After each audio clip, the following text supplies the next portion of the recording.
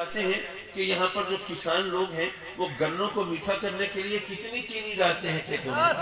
سبحان اللہ۔ ظاہر ہے وہ کراچی کے رہنے والے بچے، ان کا کھیتوں کھلیانوں سے تعلق نہیں تھا، ان کو نہیں پتا تھا کہ یہ سب کچھ کیسے ہوتا ہے، لیکن آپ کو تو معلوم ہے، آپ کو تو یہ بات معلوم ہے کہ اگر زمین سے سبزہ اگنا بند ہو جائے تو دنیا میں کہیں کسی کو خوراک نہ ملے۔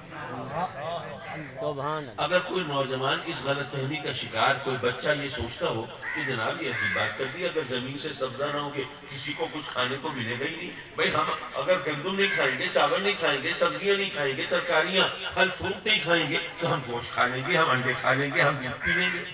ٹھیک ہے آپ تو گوشت انڈے کھا لیں گے، دودھ پی لیں گے، لیکن جن جانوروں کے گوشت انڈے آپ استعمال کریں گے وہ روزہ رکھتے رہیں گے، انہیں بھی تو کچھ کھانا ہے نا۔ تو اگر زمین سے سبزہ اگنا بند ہو جائے تو کسی کو دنیا میں خوراک نہ ملے، اور آپ اگر چاہیں تو اپنے جسم کا گوشت ہو، ہڈی ہو، ناخن ہو، بال ہو، وہ بھیج دیں آپ لیبارٹری میں ٹیسٹ کرانے کے لیے، وہ چیک کر کے بتا دیں گے کس چیز سے بنا ہے، اس کے جو انگریڈینٹس ہیں، کمپوننٹس ہیں، جو اجزائے ترکیبی ہیں جن سے یہ تمام چیزیں بنی ہیں، وہ سب اسی مٹی میں موجود ہیں، اسی مٹی سے خوراک ہوتی ہے، وہ ہم کھاتے ہیں، وہ ہمارے جسم کا حصہ بنتی ہے، اور پھر اپنا وقت گزار کے دنیا سے رخصت ہوتے ہیں تو یار لوگ لے جا کے ہمیں قبر میں دفنا دیتے ہیں، وہاں ہمارا جسم گل سڑ جاتا ہے اور ڈیکمپوز ہو جاتا ہے اور مٹی میں مل کر مٹی ہو جاتا ہے۔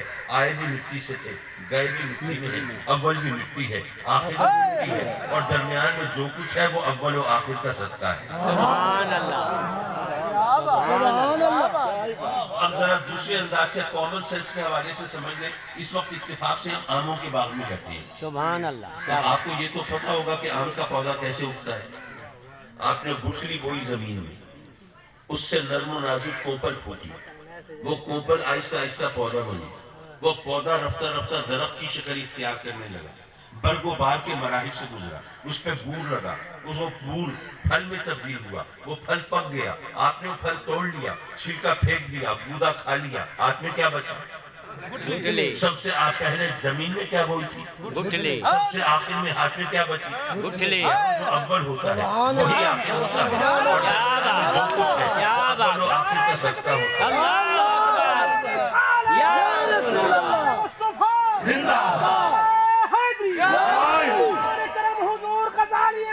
زندہ باد۔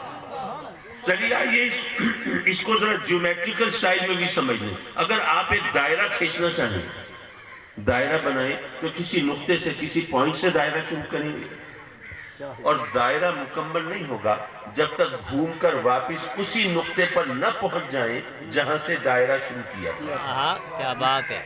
جب تک آغاز اور انجام یکجان نہیں ہوں گے دائرہ مکمل نہیں ہوگا، جب تک ابتدا اور انتہا کا ملاپ نہیں ہوگا دائرہ مکمل نہیں ہوگا، جب تک اول اور آخر ایک نہیں ہوں گے دائرہ مکمل نہیں ہوگا۔ سبحان اللہ۔ یارو میرے آقا کریم صلی اللہ علیہ وسلم نے فرمایا انا اولہم خلقا و آخرہم باسن، بے شک میری سب سے بعد میں ہوئی لیکن تخلیق تو سب سے پہلے ہوئی۔ کن تو نبیًا و آدم و بین الماء والطین، میں تو اس وقت بھی نبی تھا جب آدم پانی اور مٹی کے درمیان تھے۔ کن تو نبیًا و آدم و بین الروح والجسد، ارے آدم جسم و روح کے درمیان تھے، میں تو اس وقت بھی نبی تھا۔ تو چونکہ میرے رب نے نبوت کے دائرے کو میرے نبی کی ذات سے مکمل کرنا تھا، اس لیے اول بھی ان کو بنایا ہے، آخر بھی۔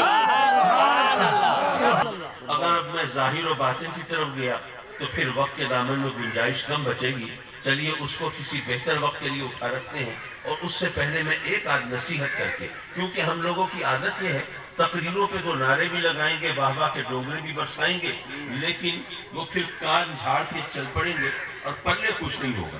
میں چاہتا ہوں کہ کوئی